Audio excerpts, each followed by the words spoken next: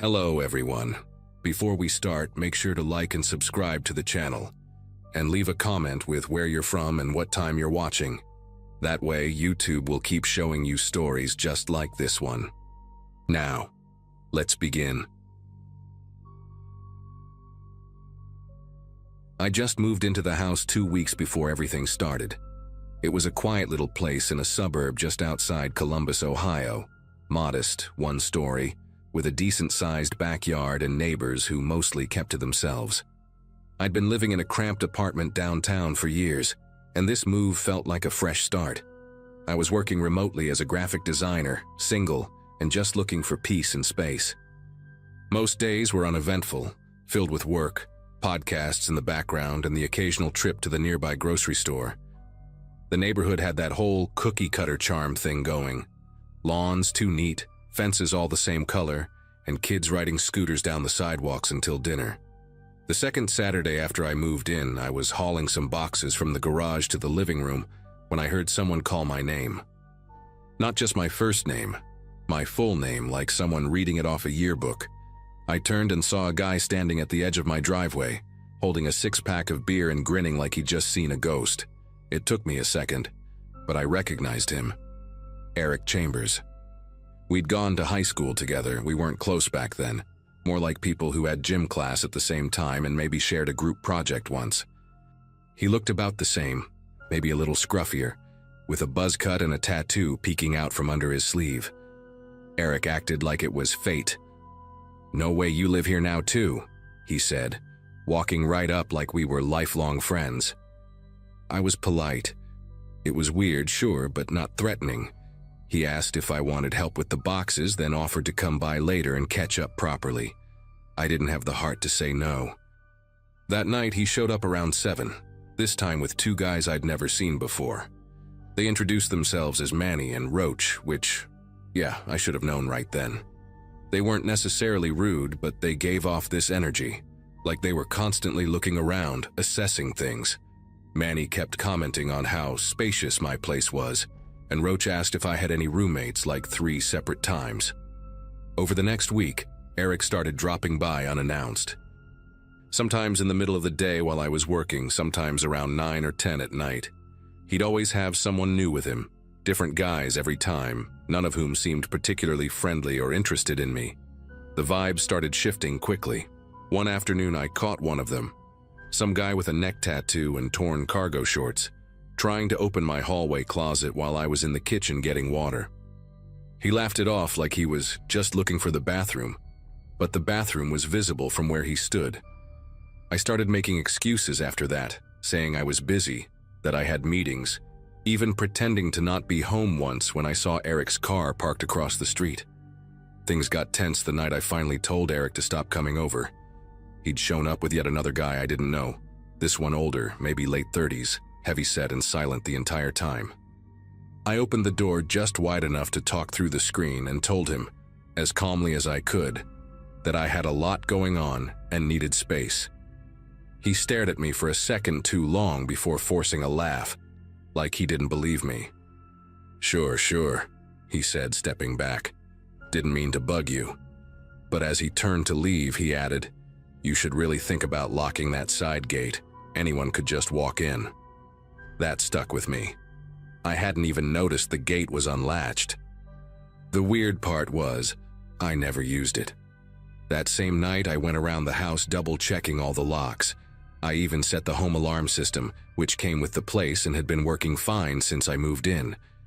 I remember testing it when I first unpacked. Front door, back door, motion sensors by the hallway. It gave me peace of mind. But the next morning, the panel showed a system error. I figured maybe I'd entered the wrong code the night before or something glitched. I reset it. But by the following afternoon, it was off again, and this time the screen was completely black. I called the company, and the tech on the phone told me the system had been manually disabled at the main panel, which was in the laundry room. That freaked me out. I hadn't touched the main panel since the walkthrough with the realtor. I went straight to the panel, and sure enough, the cover was slightly ajar, like someone had opened it and never bothered to snap it shut again. That's when I realized I'd installed a basic security camera in the living room that pointed toward the front door and part of the hallway. It came with the house, and I hadn't paid much attention to it, but it was synced to an app on my phone. I sat down on the couch and opened the footage from the last 2 nights. I don't even know what I expected. Maybe a raccoon breaking in or something stupid. What I saw made my stomach turn. Around 3:12 a.m. The night before, someone had slipped in through the side door, the one connected to the gate Eric warned me about. The camera caught a man in a hoodie walking carefully, almost professionally, across the living room toward the panel in the laundry room. He moved like he'd been there before, like he knew exactly where the alarm was. He never looked directly at the camera, but there was a moment when he paused, glancing toward the hallway. His build was familiar. Too familiar. I replayed it 3 times before accepting it. It was Eric. He had the same stupid wristband he always wore, the one from a county fair we went to back in high school that he thought was lucky. He never took it off. I didn't sleep that night. I just sat there replaying the footage over and over, trying to process how fast everything had spiraled. I kept thinking about every guy he'd brought over, the way they looked around the house, commented on my things, asked weird questions. It wasn't just social awkwardness. It had been scouting, planning. And I'd let it happen, smiling and nodding like an idiot because we went to the same high school a decade ago. The worst part? I had no idea what they'd done or touched while I was sleeping. If the camera hadn't caught him, I probably never would have noticed anything was wrong. The next morning, I went to the police with the footage and filed a report. The officer I spoke with took it seriously, especially after I told him about the disabled alarm and the steady stream of strangers. They said they'd look into it, which wasn't exactly reassuring. But they did suggest I stay somewhere else for a few nights, just to be safe. I packed a bag and drove to my sister's place across town, not telling anyone I was leaving, not even my closest friends. I figured the fewer people who knew where I was, the better. I also called a local company to install a full security system with motion detectors, floodlights, and cameras in every direction. The last real twist came 2 days later. I got a call from a detective who had followed up on my report. Apparently, Eric had a record. Minor stuff mostly, trespassing, petty theft, but enough to raise concern. And get this, 2 of the guys who had been at my house with him had been arrested 3 weeks earlier in connection with a break-in just a few blocks from where I lived. Same pattern: befriend, observe, disable, rob. Except in that case, the homeowner was out of town and the house was cleared out. Electronics, jewelry, even their dog's crate. The detective said it was likely I was next. After that, I never heard from Eric again. He didn't text, didn't swing by, nothing. I don't know if he got scared off when he realized I'd reported him, or if someone warned him the police were asking questions. Either way, I took the hint and put the house up for sale that summer. I couldn't relax there anymore, not with the memory of someone walking through my home while I slept. I don't think I'll ever fully get over it. There's something uniquely violating about someone pretending to be your friend just so they can rob you. I still check my doors 3 times before bed.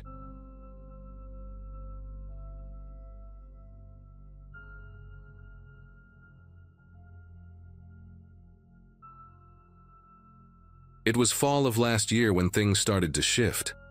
I was living with my girlfriend, Jessica, in a 2-bedroom rental on the north side of Milwaukee. We'd been together a little over 5 years, stable, comfortable, the kind of rhythm where you know exactly what kind of cereal the other one buys without asking. I worked nights as a field tech for a logistics company, which meant I was often out between 6 p.m. and 2 a.m., and Jessica worked days at a dental clinic downtown. We didn't see each other as much during the week, but our weekends were sacred. Or they used to be. I remember the exact moment I felt the change. She came home one Thursday, early October. Her energy was different. Her eyes were tired, makeup still on but smudged, and her hello kiss was rushed. She mentioned a new coworker, Mallory, said she transferred in from another branch and had been through a lot. Jessica had always been a people person, but she usually had boundaries. This time, she got invested quick. In a matter of days, she started texting with Mallory constantly, even after hours. At first, I thought it was just empathy, but it didn't take long for it to get weird. Jessica started staying late at work more often. Even on days I knew her schedule had her off by 5. When I asked, she'd brush it off. Mallory's having a hard time, or she needed someone to talk to. I didn't think too much of it until one night. I came home from a long shift and noticed a second phone charging behind our couch. I don't know what made me pull the plug and look at it, maybe instinct. It was a cheap burner, no case, no lock screen, and loaded with short cryptic messages, mostly just addresses and times. One of them was a convenience store that had been robbed a few nights earlier. My stomach sank. I didn't want to jump to conclusions. People leave old phones around, maybe she bought it for emergencies, who knows? I told myself not to spiral, but things kept stacking up. A week later, I opened the cabinet under the bathroom sink and found an envelope taped behind one of the drawers. Inside, a little over $2,000 in rubber-banded stacks. Small bills, all 20s and 10s. I swear I stood there staring at it for a full minute, like my brain didn't want to catch up with my eyes. Jessica had never been shady with money. We split rent, had a shared account. I didn't even know she had cash like that. That night, I waited until Jessica was asleep and checked the burner again. I know it's a breach of trust, but I was past the point of pretending everything was fine. The texts were short and emotionless, like instructions. 9th and Howell, 11:20. Basement, don't knock. One message simply said, he's watching the wrong house. It felt like reading the pieces of something bigger, but the context was missing. There were no names, no emojis, nothing that felt personal. Just this cold string of messages like someone planning routes or warning someone about surveillance. And always sent late at night. The more I tried to pretend I didn't know what I knew, the worse it got. Jessica was becoming hollow. That's the only way I can explain it. She'd sit on the couch with the TV on, but not really watching. She started jumping at small sounds, like the sound of the fridge kicking on or a car door outside. One Saturday morning, I asked her point blank if something was going on, and her eyes welled up instantly. But instead of answering, she just shook her head, whispered, "I can't," and left to go for a drive. She didn't come back until late that night. I didn't sleep the whole day. It was around then that I started noticing Mallory's name popping up in the local news. Not directly, but stories that lined up with things Jessica had mentioned casually. Fires, thefts, a missing woman that lived 2 streets over from her co-worker's supposed apartment. I even tried searching Mallory's last name on Facebook, LinkedIn. Nothing came up, like she didn't exist before a few months ago. One night, desperate for answers, I followed Jessica. She had told me she was going to Walgreens for cough drops. But I watched her drive past the store and pull into an old duplex on Claremont Street. Lights off, place looked half abandoned. She stayed inside for over 2 hours. When she got home, she was pale.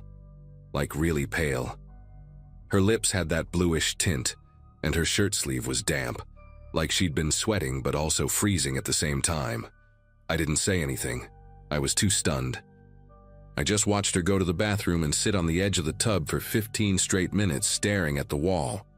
When I walked in, she flinched. That was when I noticed a deep scratch across her wrist. It wasn't fresh, but it was recent enough to still be red and raised. I asked her what happened. She looked me in the eye and said, "Mallory's in trouble, but it's too late to walk away now." I didn't press her that night. I wanted to, but something about the way she said it, like she was protecting me from something, froze me. The next day, while she was out, I went back to the Claremont duplex. I told myself I was just going to drive by, but I ended up parking across the street for over an hour. It was even more run down in daylight. Boarded windows, dead grass, a plastic chair tipped over on the porch. Eventually, a man came out. Mid-40s maybe, shaved head, military posture. He locked the door behind him and walked straight to a black SUV. No plates. The second he drove off, I left. Back home, I made a decision. I waited for Jessica to fall asleep that night, then took everything I had, cash, burner phone, the notes I'd written about the texts, and brought it all to a friend of mine who works with the city police. I didn't give him her name. I just asked him to run a quiet check on the address and see if any active investigations were linked to it. He texted me the next day, "Do not go back there.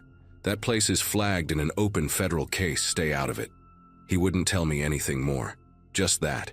That same week, Jessica came to me crying, said she needed to tell me something but was afraid it'd make me hate her. She told me Mallory wasn't really her co-worker.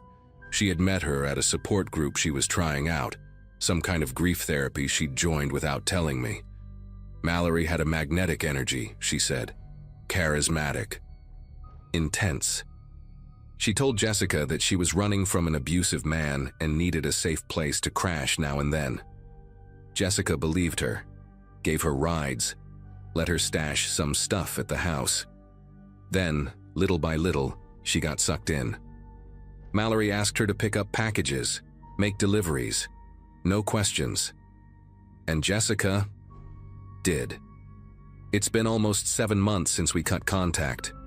Jessica ended things with Mallory and even changed her phone number. She started seeing a therapist.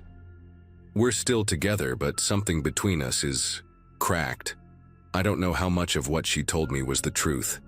I never saw Mallory again, but sometimes I catch Jessica staring out the window a little too long, like she's waiting for someone to come back. And once, about a month ago, I found another envelope. Not under the sink this time, but inside one of her winter boots. It was empty. Just a note inside, folded once. It said, "You made the right choice."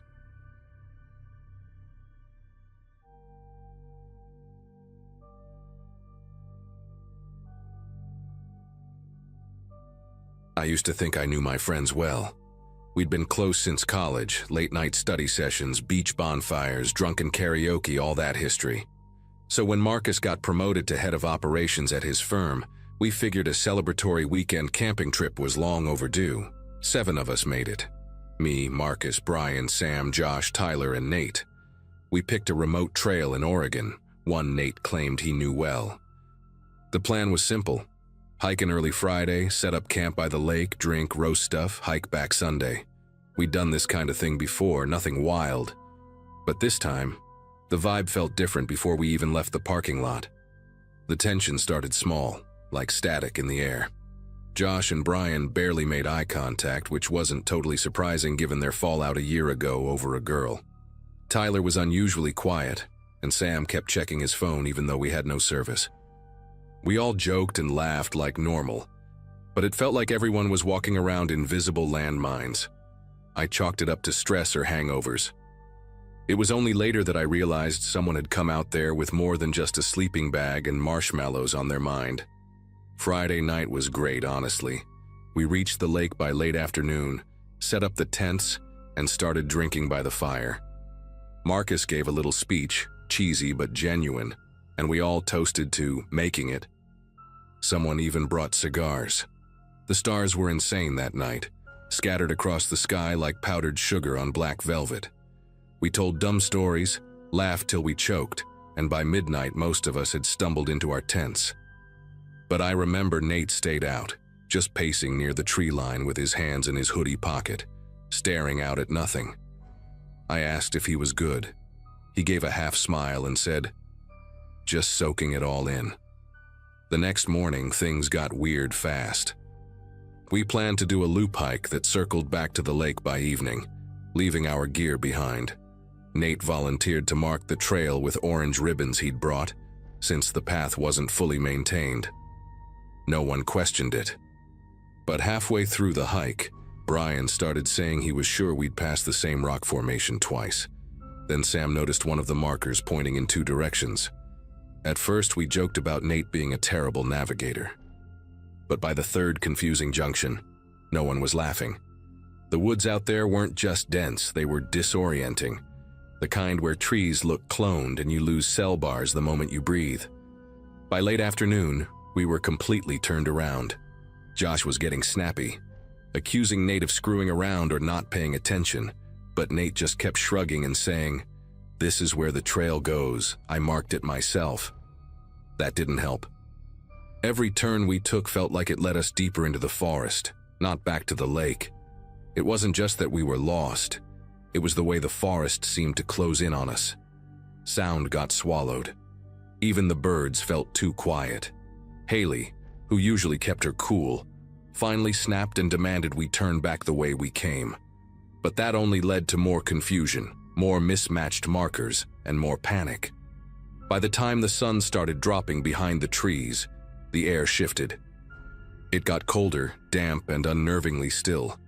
We argued about splitting up to cover more ground, but no one wanted to be alone. Brendan tried pulling up a map on his phone, even though we all knew we had zero service. Then Tyler checked his backpack for the emergency GPS locator, and it was gone. Not just the GPS, his flashlight too, and the spare food pack he always kept clipped to the side. We thought maybe he dropped it, until Brian checked his own gear and realized his compass and whistle were missing too. That's when it hit us. This wasn't an accident. Someone had taken that stuff on purpose. I still remember the look on Marcus's face. He went pale, just stood there blinking like he was trying to reboot. That moment was when the trip stopped being annoying and officially turned into something darker. Someone among us was actively sabotaging the group. There was no other explanation. Someone we had laughed with the night before had spent the evening quietly removing gear, redirecting trail markers, maybe even leading us in circles. My stomach dropped. I looked at Nate. His eyes darted between us, face unreadable. And suddenly I wasn't sure if I'd ever actually known him at all. We kept moving, hoping we'd stumble across something familiar, but all we found was a clearing with remnants of an old fire pit. Not ours. A half-burnt stick still stuck out of the ash. There were boot prints around it, some of them fresh. Josh bent down and pointed at a half-buried granola wrapper on the edge of the clearing. It was one of ours. We hadn't been there. Someone had taken our stuff and left it here. Like a breadcrumb trail we were never meant to follow. I can't explain why, but in that moment I felt watched. Like whoever had done this wasn't just playing a prank. They wanted us desperate, maybe even scared. We decided to camp right there in the clearing. Not because it was safe, but because it was open enough that we'd hear if someone approached. No one said it out loud, but I think we all knew we weren't just lost. We were being led. I stayed up most of the night with Brendan, taking turns watching the tree line while everyone else tried to sleep. Around 3 a.m., I heard crunching leaves. Not animal movement. Human steps. Slow, deliberate. I shone my flashlight toward the trees, but the beam just hit mist and branches. Then I saw it, another orange ribbon, tied freshly to a tree just outside our camp, where none had been before. At first light, we followed the stream downhill, hoping it would eventually take us to a road or back to the lake. We moved fast like we were being hunted. No one even spoke. After an hour, Haley suddenly cried out. She'd found her missing sleeping bag wedged between two rocks near the water. It was soaked, almost like someone had tried to weigh it down and push it downstream. There was no logical reason for it to be there. I felt this cold spike of fear stab the back of my neck. Someone had been messing with us all night, and they'd been close enough to walk through our camp undetected. We finally made it back to the lake around noon. Our tents were still there, but they'd been torn open, slashed down the sides. Brendan's backpack was gone completely, and so was the car key we'd stashed in it. Tyler started yelling Nate's name, but he was already gone. Disappeared. No note, no trace. We waited hours, walking the perimeter, calling out for him, even checked if he'd made it back to the parking lot somehow. Nothing. We eventually had to hike 6 miles out using Haley's backup key, which she'd hidden in the sole of her boot. She hadn't told anyone about it, and I'm honestly convinced that's the only reason we made it out. 2 days later, Nate texted the group chat. No apology, just a single line. "Glad you all made it out okay." Then he left the chat. We haven't heard from him since. I don't know if he was trying to prove a point or if something snapped in him. Maybe he thought it was some twisted lesson. Or maybe he was just unraveling and decided to take us all down with him. I still think about those ribbons, the missing gear, the fact that none of us woke up when he crept through the camp. He had every opportunity to hurt someone directly, and he didn't. but he came close. Too close. I haven't gone camping since. I sold my tent. Every now and then, I wake up from dreams where I'm back in that clearing and there's a ribbon hanging right above my head. All I can say is, if you ever plan a trip with people you used to know, be sure you still know them. 'Cause sometimes the scariest thing out in the woods is the person you brought with you.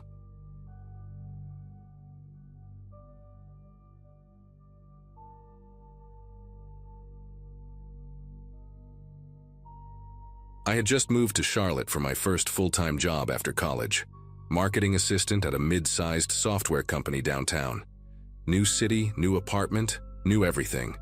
I didn't know anyone, and most evenings were just me eating leftovers on my secondhand couch, pretending I had the energy to explore the nightlife. That's probably why I got attached so quickly when Lena started talking to me at work. She was a graphic designer, cool as hell, always had a funny story. Always the first to suggest happy hour. Within a couple weeks, we were eating lunch together, texting memes, and hanging out on weekends like we'd known each other for years. Lena was the kind of person who made you feel seen. She remembered that I liked my coffee black, noticed when I changed the little charm on my bag, and could finish my sentences before I did. I chalked it up to being really compatible. She just got me. She even joked once, "You know I might as well be your twin at this point," when we accidentally wore similar outfits to the office. At first, I laughed, but I'd be lying if I said there weren't moments where it felt like she wasn't just mirroring me, she was studying me. It started subtly. A week after I mentioned my favorite band, she showed up wearing their concert tee. Then she dyed her hair a shade suspiciously close to mine and bought the same pair of sneakers I had raved about. I told myself it was flattery, or maybe just coincidence. But then she added my roommate on Instagram, and 2 days later, she showed up at a birthday party I'd mentioned offhandedly, uninvited. "I figured you wouldn't mind," she said with a grin, already pouring herself a drink in my kitchen. Everyone thought she was hilarious. I tried to shake off the unease, but I couldn't stop watching how comfortable she was, walking through my apartment like it was hers. Things came to a head one Thursday night. I had a splitting headache after work and bailed early on dinner plans with coworkers. I took the back stairwell to my apartment, habit from growing up in buildings with unreliable elevators, and when I opened the door, I froze. Lena was inside, not on the couch, not waiting for me with takeout like she'd done before. She was at my desk, hunched over my laptop, USB drive plugged in. The room was dark except for the screen glow lighting up her face, and she didn't even flinch when I stepped in, just slowly turned like she'd expected me. For a split second, neither of us said anything. I think my brain just stalled, trying to make sense of what I was seeing. Lena stood up slowly, still holding the USB stick, her expression unreadable. "You weren't supposed to be home yet," she said, voice calm like she was scolding me for ruining a surprise. My mouth opened, but no words came out. She stepped toward me and I instinctively backed up, heart pounding so hard I could feel it in my ears. "Look, it's not what it looks like," she said, but she didn't stop moving. She reached for something in her coat. My coat, actually. That's when it hit me. She wasn't just copying me. She'd been collecting things, logging into my accounts, wearing my clothes. I snapped out of it and reached for my phone. She lunged. The whole thing was messy and fast. She shoved me hard. I stumbled into the wall and she bolted for the door. I chased after her, but she was gone before I even made it down the stairs. I called the cops right away, hands shaking so much I could barely hit the numbers. When they arrived, they did a quick sweep and asked me if anything was stolen. That's when I realized the real damage wasn't going to be missing jewelry or electronics. It was what she'd taken digitally. My bank info, personal documents, even copies of my passport I'd scanned for a recent job onboarding. Everything she needed to become me. Over the next few weeks, my life unraveled in ways I didn't even know were possible. My credit tanked. My bank accounts were drained. A car loan in my name appeared in another state. I started getting emails from credit cards I'd never applied for. I was calling banks, freezing everything, filing police reports. Every call led to another dead end. Lena, if that was even her real name, was a ghost. No one at work knew where she'd gone. Her number was disconnected. HR said her emergency contact was a fake. The worst part? Some of my coworkers thought I was making it all up. "You guys were close, right?" one guy said. "You sure you didn't give her your info?" I didn't even know how to respond. I moved apartments a month later, not just because of her, but because I couldn't sleep. Every night I'd jolt awake convinced I heard my door open. I started locking everything, drawers, laptop, even my bedroom door. I'd never thought about how easy it is for someone to just slide into your life, to copy, mimic, absorb everything that makes you, you. And the scary thing is, she was so good at it, I don't think I would have ever noticed if I hadn't come home early that night. There's probably a version of this story where I didn't, where she just kept going.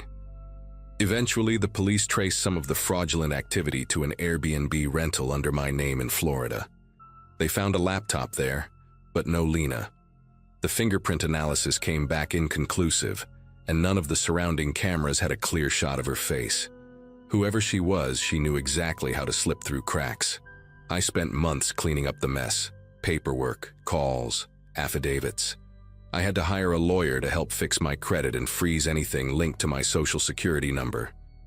The entire process drained me, not just financially, but emotionally. I kept thinking about every conversation we'd had, every dumb inside joke. It wasn't just theft, it felt like erasure. What I still struggle with is how convincing she was. She didn't just want access to my life. She wanted to be me, down to the small stuff. She once borrowed my lip balm, and later I saw her buy the exact same brand in bulk. She copied my Spotify playlists. She even started talking like me, using the same weird phrases I grew up with that no one else ever used. At the time, I found it funny. Now it makes my stomach turn. I wasn't just her friend, I was a template. A few months ago, I got a strange text from an unknown number. "Hey, can you believe it's been a year? Miss your laugh." No name, no context, just that. I don't know if it was her, but I blocked it immediately. I'd love to say I've moved on, and in some ways I have. I have a new job now in a different city, and I'm careful about who I let in. But I don't think I'll ever fully let my guard down again. Not after someone smiled at me every day, told me I was like family, while slowly replacing me behind the scenes. In the end, I got most of my finances sorted. I had to fight like hell to reclaim my identity, prove to companies and institutions that I was me. It took nearly a year. But the worst scar wasn't the stolen money or accounts. It was that for a long time after, I didn't trust anyone. And when I looked in the mirror, I didn't even trust myself.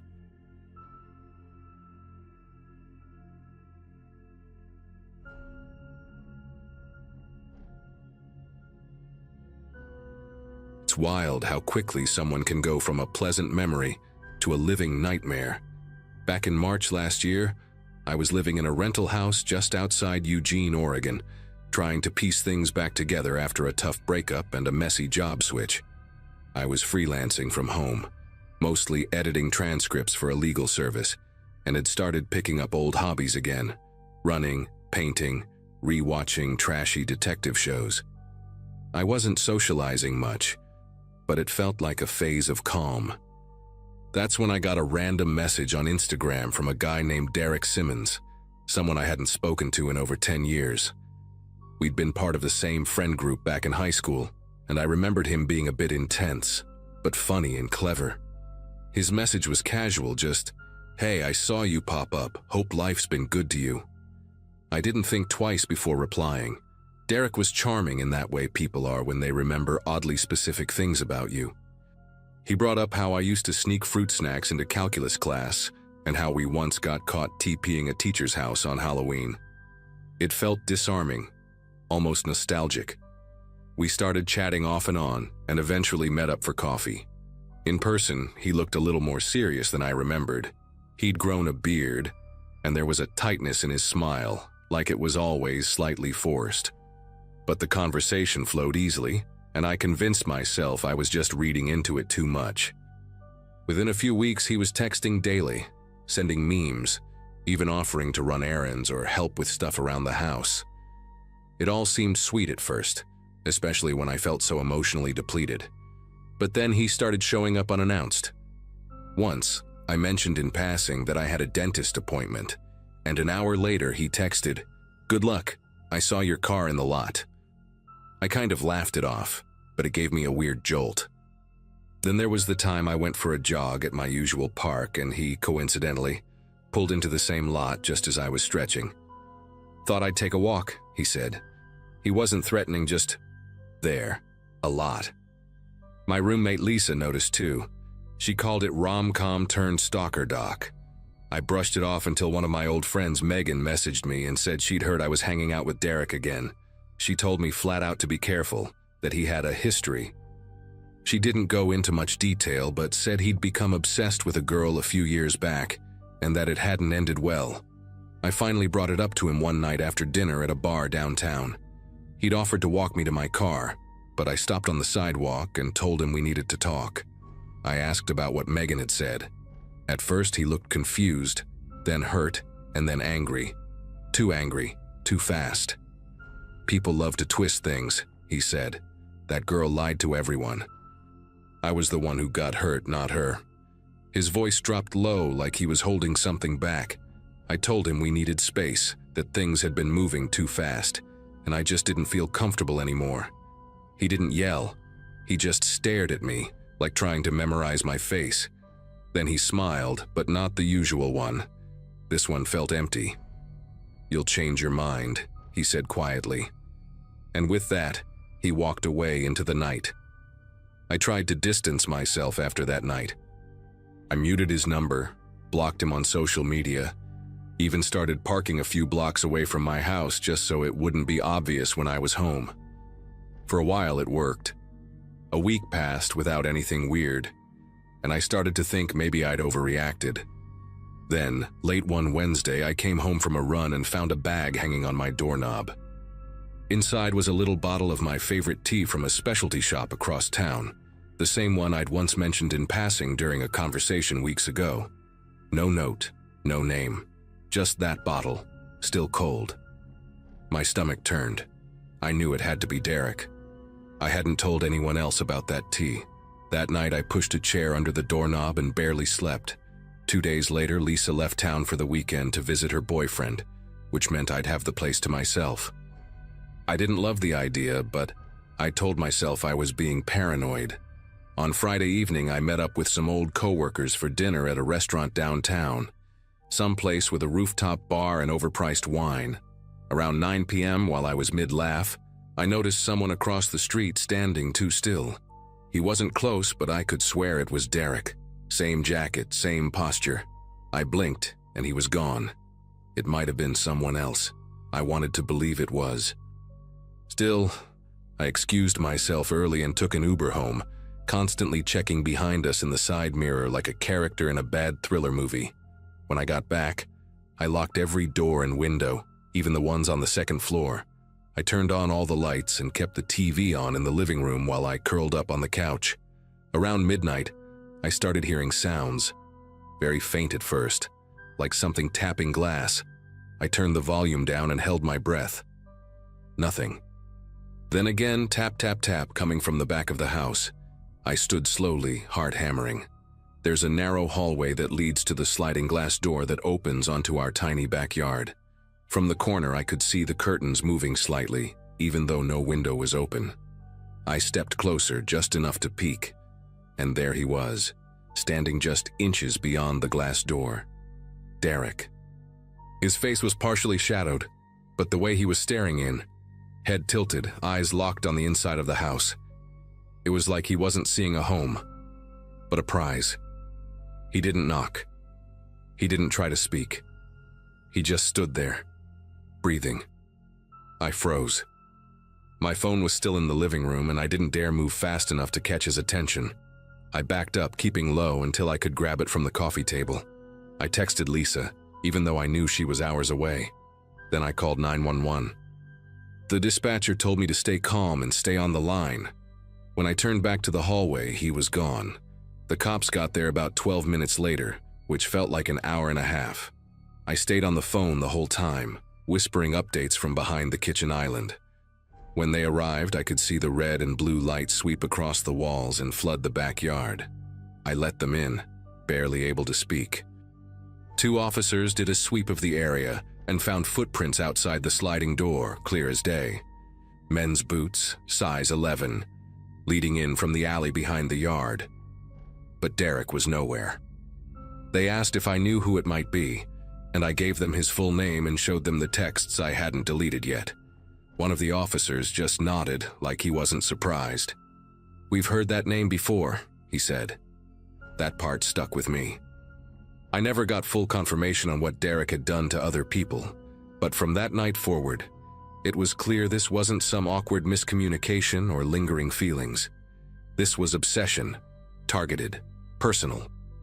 I filed a police report, got a restraining order, and spent the next few weeks completely paranoid. Every creak in the house made me jump. I bought pepper spray and a security camera for the front and back doors. Lisa moved out a month later. She said it gave her the creeps, which I couldn't blame her for. I thought about leaving too, but something in me didn't want to give him that power. I switched up my routines, cut contact with anyone who still had ties to him, and tried to regain some normalcy. The scariest part is that he never tried to reach out again. Not once. No calls, no messages, no weird packages. It was like he vanished. Part of me wonders if that was the final act, showing up like that, breaking the barrier between watching and approaching, and then disappearing to let the fear rot inside me. I still check the cameras every night. I still glance twice when a car slows near my street. But nothing. It's been almost a year now. The police never found him, and they never followed up beyond the initial report. Apparently, unless he shows up again or violates the restraining order directly, there's not much they can do. That's what the officer said. You'd be surprised how often these guys just move on. But it doesn't feel like he moved on. It feels like he's waiting, watching for the right moment, or maybe just content knowing he left his mark. I try not to spiral into paranoia, but it's hard not to when someone makes you feel like prey. I share this now because I know how easy it is to brush off red flags, especially when they're wrapped in charm and nostalgia. If something feels wrong, say something, do something.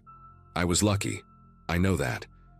But I also know what it's like to freeze in place while someone stares through your glass door, like they already live in your world, like they already own it.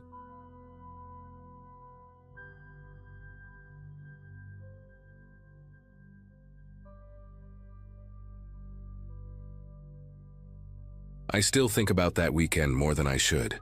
It was supposed to be a harmless little reunion. Me and 4 old friends from college, all in our late 20s, catching up at a rented cabin near Deep Hollow Lake. We'd all drifted into different corners of life, but once a year, we made the effort. That year, it was Nora's idea to host, and she picked the kind of place you'd see on a local postcard. 2 stories, creaky deck, trees pressed so close you felt like the forest was listening. I had just moved into a new job in Seattle and was eager for a break. We were all tired adults trying to pretend for a few days that we were still young and stupid. There were 5 of us. Nora, who organized everything. Jake, who still acted like he was 21. Amanda, who brought snacks and drama in equal measure. Troy, who mostly kept to himself. And Harper. Harper was the unpredictable one, the one who went off script in every conversation and sometimes didn't come back. In college, that made her fun. But now, it felt like we were all walking on glass around her. She'd drift into weird silences, snap suddenly, then laugh like nothing happened. That weekend, it was worse. She showed up late, already tipsy, and spent the first night arguing with Nora over some years-old grudge none of us even remembered. The second day, she disappeared for hours without telling anyone, came back muddy and barefoot, and claimed she'd gone on a vision walk. She interrupted Amanda mid-story to ask if we'd all be okay eating something that had absorbed moonlight. She tried to light sage in the living room and tripped over the rug, spilling wine across the couch. The rest of us laughed nervously and tried to keep things light, but by Sunday morning, everyone was drained. When it came time to pack up, Harper was nowhere to be found. Her phone was dead, and her bag was still by the couch, but we'd seen this before. She'd flake, disappear, and come back eventually with a bizarre story and zero apologies.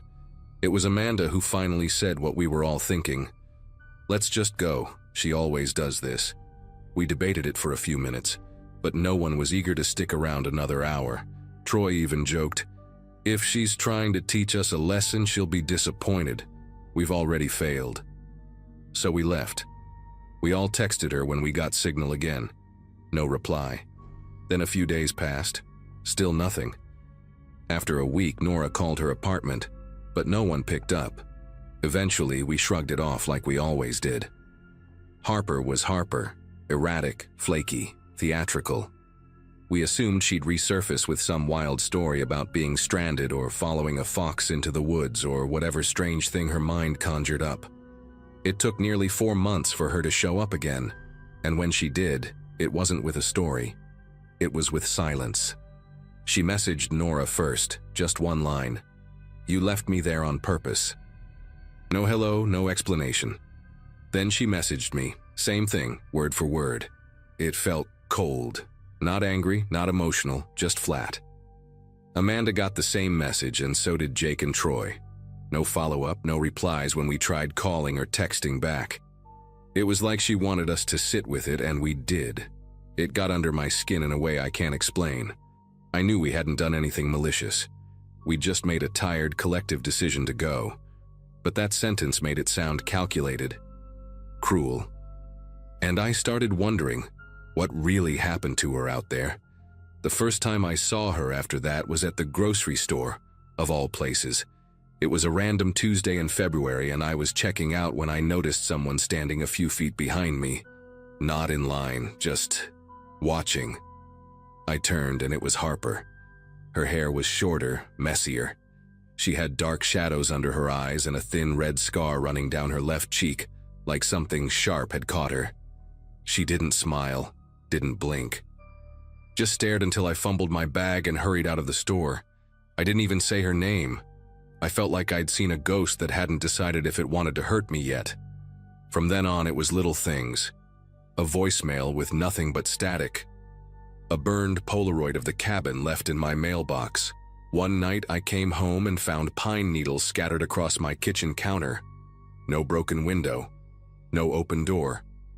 Just that smell, damp and wild, and a small pile of green needles like someone had crumbled part of the forest onto my sink. I called Jake that night, and he said he'd been getting weird texts too. Photos of tree bark. One had a close-up of a muddy shoe, his own from that weekend. At first, we thought she was trying to scare us, but something about it didn't feel like a joke or a stunt. It felt personal. Nora finally broke the silence and went to visit her. Harper had moved out of her old place and was renting a basement room in someone's house a few towns over. Nora said she looked sick, thinner, twitchy, like she hadn't really slept in weeks. They talked, briefly. Harper didn't mention the cabin or the messages. But as Nora was leaving, Harper handed her something wrapped in a paper towel. It was a small, rusted key. And on the towel, written in shaky black marker, was, "Not everyone makes it back." Nora didn't know what it unlocked. None of us did, but after that, the fear settled in for real. We hadn't just left her behind. We had no idea what we'd left her in. About 2 weeks after Nora's visit, Amanda called me in the middle of the night, whispering like she thought someone might hear her. She said she'd woken up to someone knocking on her bedroom window, not the front door, her second-floor window. When she looked outside, there was no one, just a pile of dirt and pine cones on the windowsill. The same week, Jake's dog wouldn't stop barking at the back fence, and he found claw marks on the wood. Long, uneven, almost frantic. We started a group chat again, something we hadn't used since the cabin. Everyone was rattled. Even Troy admitted he'd been sleeping with a bat beside his bed. But what scared me the most was the letter. It showed up folded inside one of my old college notebooks that I kept on a shelf in the closet, one I hadn't touched in years. There was no envelope, no return address. Just a page covered in writing so dense and erratic it looked like it had been done by someone in a trance. It wasn't a direct message, more like a spiral of thoughts. Bits about being called into the trees, about hearing us laugh while she screamed, and one line repeated over and over. "You saw me, you heard me, you left anyway." I sat on my bedroom floor for hours that night, just staring at it. That notebook had been buried under old blankets and boxes. I still don't know how it got there. The final confrontation came on a Sunday morning. I was making coffee, still half asleep, when I noticed the smell, wet earth and cedar, like the forest had crept in through the vents. And then I saw her, Harper, standing at the edge of my backyard, barely visible through the fog. She wasn't trying to hide. She stood still, arms at her sides, staring directly at the house. I didn't go out there. I called the police. They arrived in less than 10 minutes, but by the time they checked the yard, she was gone. They didn't find footprints, just more pine needles and something carved into the side of the shed. I remember. After that, it stopped. No more notes, no more visits. Nora ended up moving across the country. Jake blocked every unknown number that came through. Amanda started therapy. As for me, I kept the letter. I don't know why. Maybe to remind myself that we didn't imagine it. That she changed, and maybe we helped break her. But I also keep it because deep down I'm afraid she'll come back. And if she does, I want to remember exactly how it ended the first time. Some nights when the house is quiet and the wind rustles the trees, I still get up to check the backyard, just in case she's there, watching, waiting for one of us to open the door first.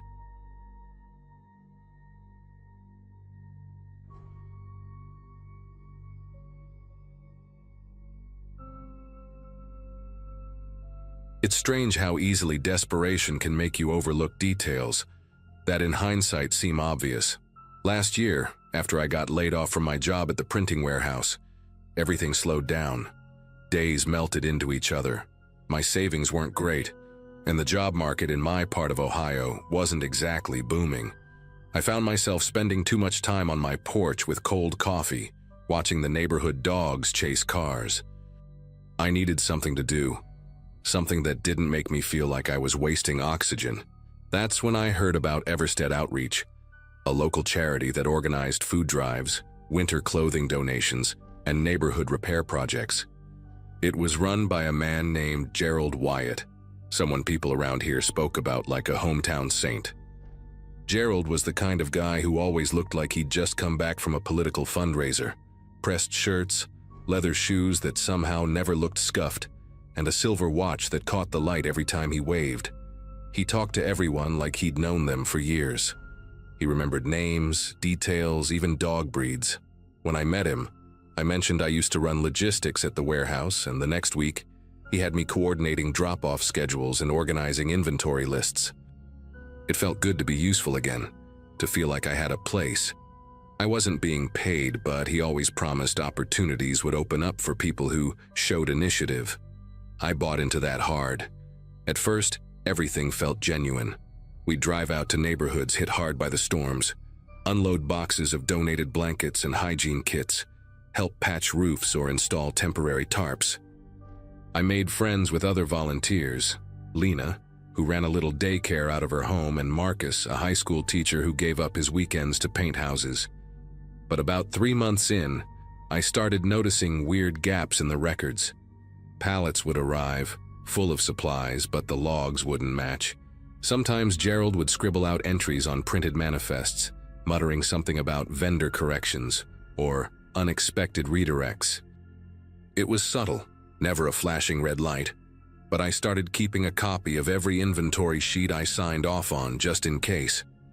Then came the weird tension I couldn't quite place. Lena stopped showing up. Gerald said she had taken a leave for personal reasons, but he avoided looking anyone in the eye when he said it. Marcus and I tried texting her, but the messages either bounced or got no response.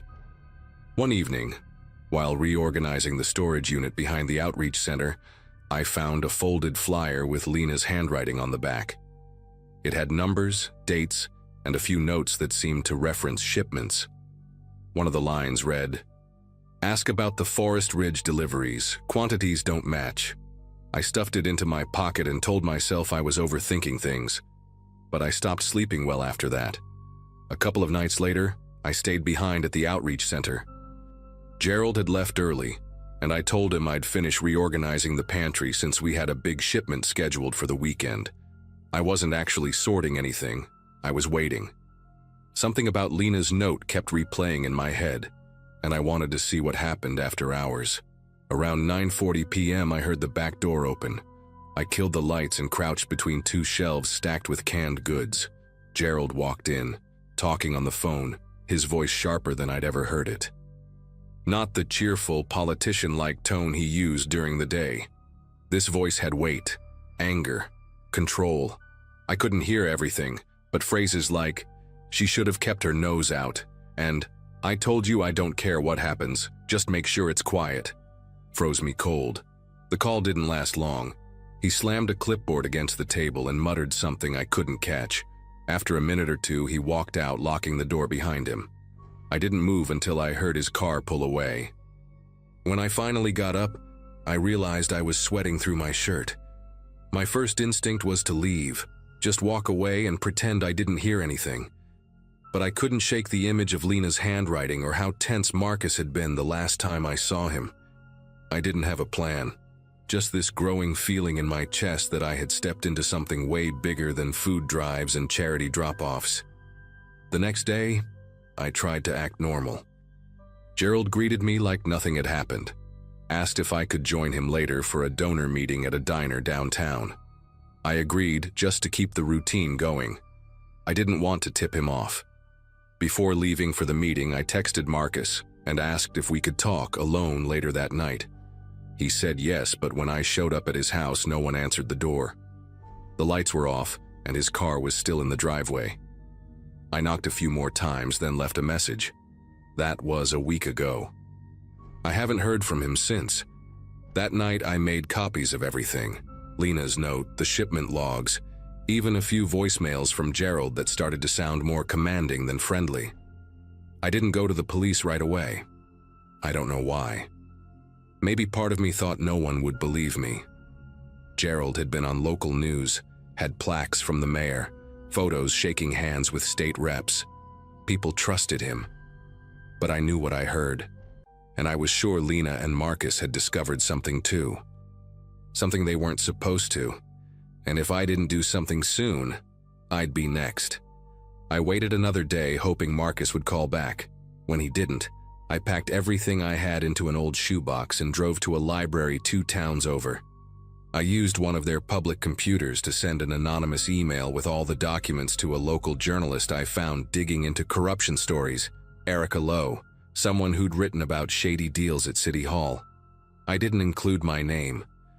Just wrote, "You should look into Everstead Outreach and Gerald Wyatt. Start with Forest Ridge, 2 volunteers went missing." I didn't expect a reply, but part of me felt a little lighter walking out of that library, like I wasn't the only one carrying this anymore. That night I slept with the windows locked and a hammer under my bed. I wish I was exaggerating. The fear wasn't loud or dramatic. It was this constant low-level hum, like the air was charged with static. Every time my phone buzzed, I jumped.